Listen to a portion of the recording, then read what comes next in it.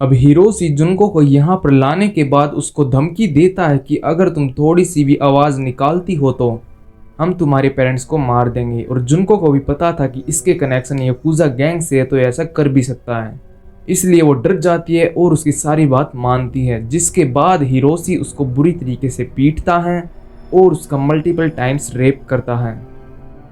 जिसके बाद वो उसको पास के एक पार्क में ले चल पड़ता है, जहाँ पर उसका वेट कर रहे थे उसके दोस्त शिंजी मिनातो, ओगुरा एंड वातानाबे। फिर ये सभी डिसाइड करते हैं कि जुनको को ले चलते हैं शिंजी मिनातो के घर, जहाँ पर उसके पेरेंट्स भी थे। लेकिन मिनातो के पेरेंट्स के होने के बावजूद वे उसको वहाँ पर ले चल पड़ते हैं, क्योंकि शिंजी मिनातो के पेरेंट्स को भी ये पता था कि ये याकुजा गैंग का मेंबर है और इसलिए अगर हमने कुछ कहा तो कुछ गलत हो सकता है। और वे जुनको को ऐसे लेकर जाते हैं मानो वो शिंजी की गर्लफ्रेंड हो और उनकी दोस्त हो। तो शिंजी के पेरेंट्स को भी कोई डर नहीं होता है और वो जुनको को उनके घर पर रखने लग जाते हैं। और अब आगे यहीं पर सब कुछ होने वाला था। इधर ये सब चल रहा था और उधर जुनको के पेरेंट्स को चिंता हो रही थी, क्योंकि उनकी बेटी करीब 2 दिन से घर पर नहीं आई थी। इसलिए वे पुलिस में जाते हैं, रिपोर्ट लिखवाते हैं और इन्वेस्टिगेशन शुरू होती है। पूरे शहर में पुलिस जुनको फुरुता को ढूंढने लग जाती है, लेकिन उसका कोई अता पता नहीं लगता है। साथ ही साथ हिरोशी को यह पता लगता है कि ऐसे करके जुनको को ढूंढा जा रहा है। जिसके बाद वो जुनको को फोर्स करते हैं कि वो अपने पेरेंट्स को कॉल करे। जिसके बाद वे जुनको से ये कहलवाते हैं कि मैं अपने एक दोस्त के साथ भाग गई हूँ और मेरी सर्च बंद कर दो। ये कहकर जुनको फ़ोन कट कर देती है। और उधर पेरेंट्स को ये बात बड़ी ही अजीब लगती है, क्योंकि उन्हें पता था कि उनकी बेटी का नेचर कैसा है। खैर, इसके बाद ये पक्का हो जाता है कि जुनको अब उनके कब्जे में है और उसको कोई भी ढूंढ नहीं रहा है। जिसके बाद वे सभी मिलकर बुरी तरीके से उसका रेप करते हैं और कई बार करते हैं, लगातार करते हैं। वे उसको बुरी तरीके से पीटते हैं, उसके फेस को एज अ पंचिंग बैग की तरह ट्रीट किया जाता है। और बता दूं, जब जुनको के साथ ये सब हो रहा था, ये सब हैवानियत, तब उसकी उम्र सिर्फ और सिर्फ 17 साल थी। ये दरिंदे जुनको को फोर्स करते हैं ड्रग्स, अल्कोहल, सिगरेट्स वगैरह पीने के लिए। ये दरिंदे जुनको के प्राइवेट पार्ट्स में नुकीली चीज़ें जैसे कि बोतल का हिस्सा जो कि टूटा हुआ है और सरिये, ऐसी ऐसी चीज़ें डालते हैं। ये इसको छत से उल्टा लटका देते हैं, जिसके बाद ये इसके हर जगह लात घूंसे मारते हैं। लेकिन जब इससे इनका मन भर जाता है तब ये अपने दोस्तों को बुलाने लगते हैं। ये अपने याकुजा गैंग के मेंबर्स को शिंजी मिनातो के घर पर बुलाते हैं ताकि वे उसका रेप कर सके और उसको टॉर्चर कर सकें। ऐसा माना जाता है कि जुनको जब तक जिंदा रही तब तक इसका 400 से भी ज़्यादा बार रेप किया गया। तुम इससे अंदाज़ा लगा सकते हो कि किस हैवानियत टाइप के बंदे थे, ये कितने मॉन्स्टर थे।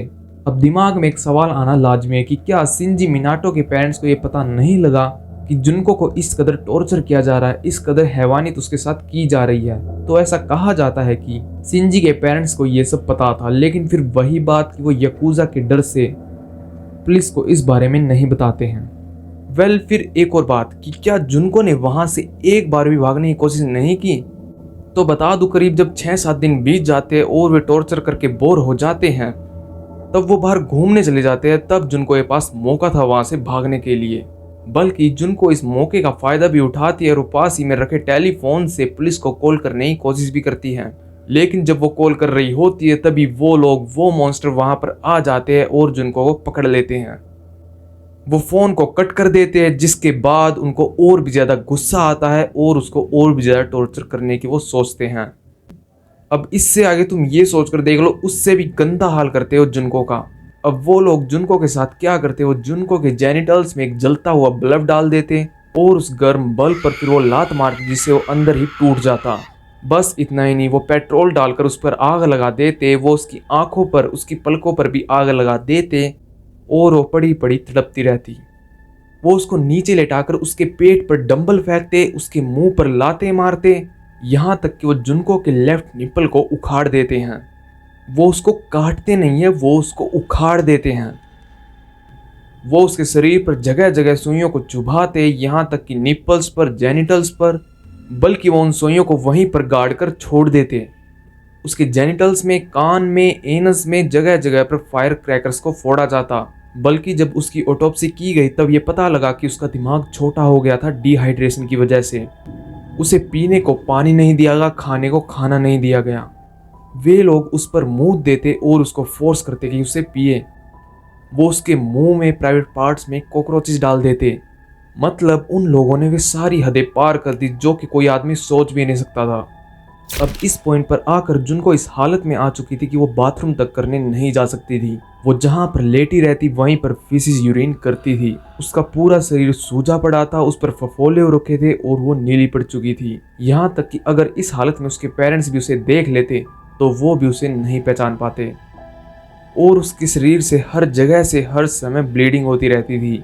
और ऐसे करके 40 से 44 दिन नर्क की जिंदगी जीने के बाद जुनको पर जब वे लोग पेट्रोल डालकर उस पर आग लगा देते हैं तब वो तड़प तड़प कर मर जाती है।